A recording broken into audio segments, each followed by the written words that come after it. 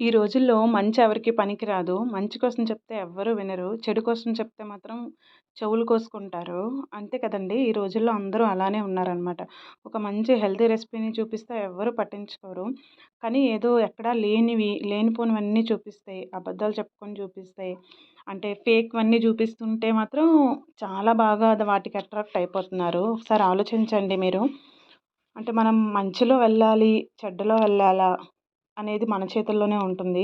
ఎలాంటి వాళ్ళకి హెల్ప్ చేయాలి, ఎలాంటి వాళ్ళకి హెల్ప్ చేయకూడదు అనేది కూడా మన చేతుల్లోనే ఉంటుంది. మన పిల్లలకి ఎలాంటి ఫుడ్ పెట్టాలి అనేది కూడా మన చేతుల్లోనే ఉంటుంది.